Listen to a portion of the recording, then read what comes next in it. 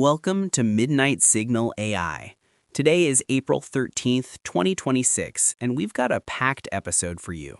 Coming up, Google CEO Sundar Pichai issues a call for U.S. leadership in AI. Sam Altman faces dramatic headlines, from lawsuits to a firebombing at his home. And tech valuations are cooling off to pre-AI boom levels. Plus, we'll touch on European AI ambitions, why AI still struggles with front-end development, and a few heavyweight voices weighing in on the future of jobs and global AI strategy. Let's get started. Our lead story tonight comes from CBS News. Google CEO Sundar Pichai sat down with 60 Minutes, making waves with his assertion that, quote, America must take the lead on AI.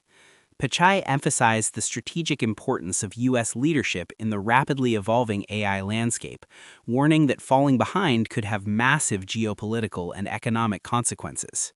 This isn't the first time we've heard a tech CEO push for U.S. dominance in AI, but the timing is interesting.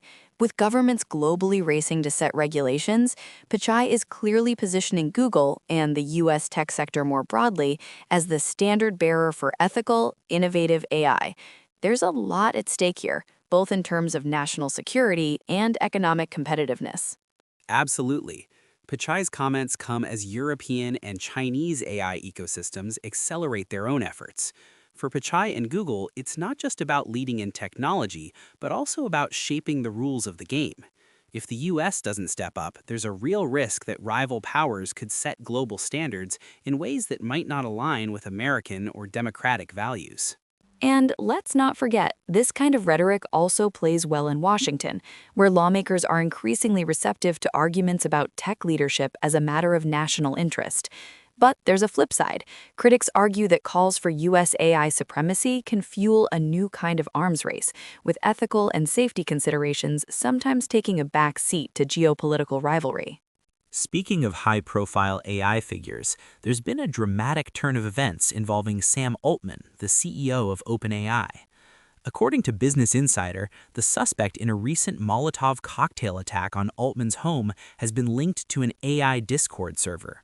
Investigators suggest the attack may have been motivated by deep concerns over AI's existential risks. Yeah, and the Dakota reports that the perpetrator was likely driven by fears of AI causing human extinction.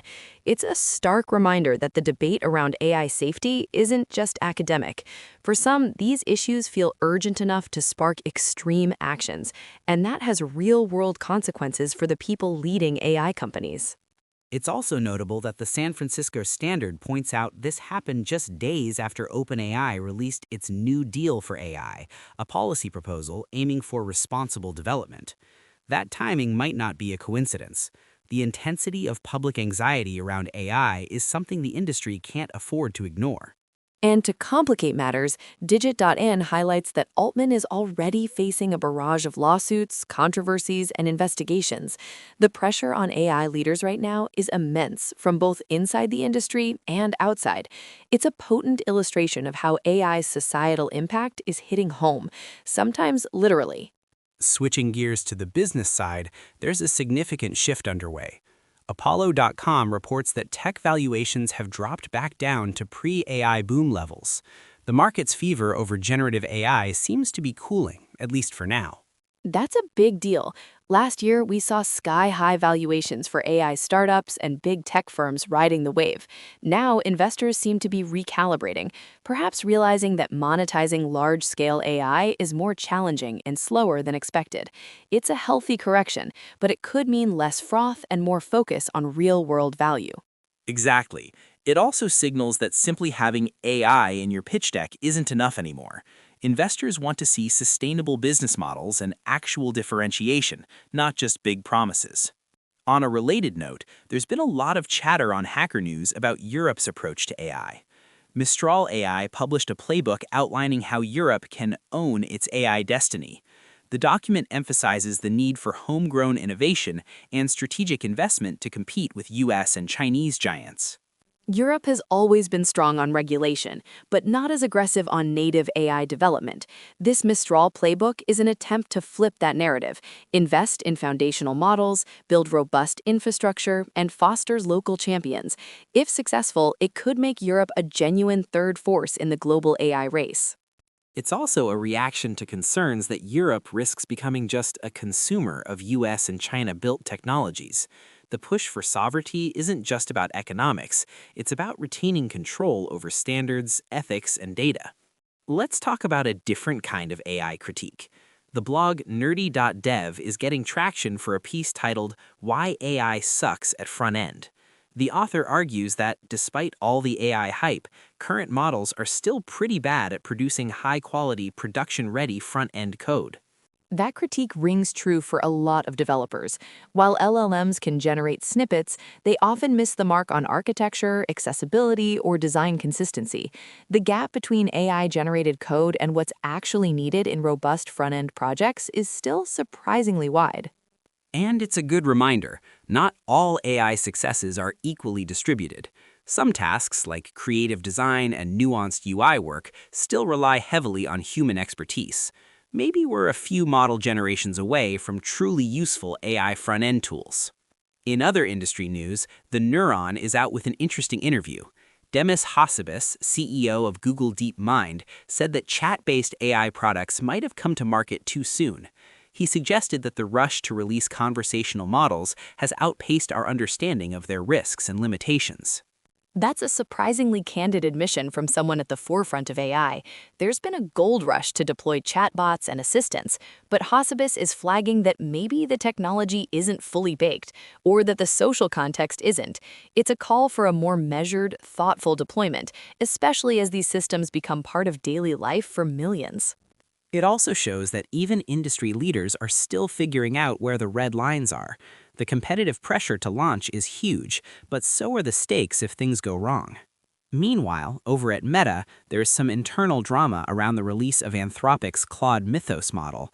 As reported by Inshorts and Newsbites, LeCun, Meta's ex-top AI scientist, dismissed concerns about the model as BS from self-delusion and played down fears about its impact.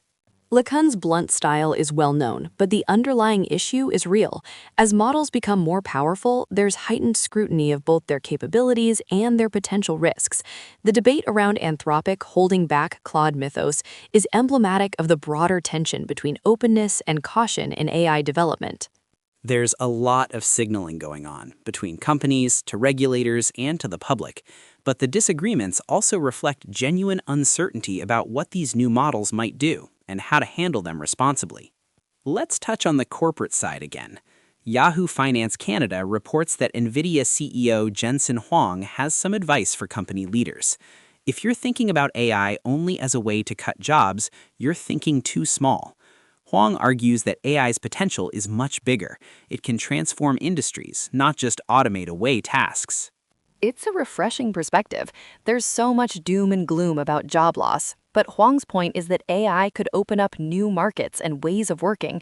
The companies that thrive won't be the ones slashing payroll. They'll be the ones reimagining what's possible. Right, it's about moving from a zero-sum mindset to a growth mindset. AI is a tool, not a threat, if you use it right. Before we wrap up, two quick hits. First, National Today reports that Anthropic CEO Dario Amodei met with Australia's minister to discuss AI expansion. It's another sign of how AI geopolitics are playing out, not just in the US and Europe, but around the world. And finally, the legal drama between Elon Musk and OpenAI is heating up. Engadget covers how OpenAI claims Musk is orchestrating a last-minute legal ambush before their trial. The stakes are high, with big questions about the future direction of AI research and control. That's a wrap for today's Midnight Signal AI. From global leadership in AI to the personal risks facing industry leaders, and from market corrections to technical challenges, the field never stays still for long. Thanks for joining us. We'll be back tomorrow with more smart, grounded coverage of the day's top AI news. If you found today's episode valuable, make sure you're subscribed. Stay curious, stay informed. See you tomorrow.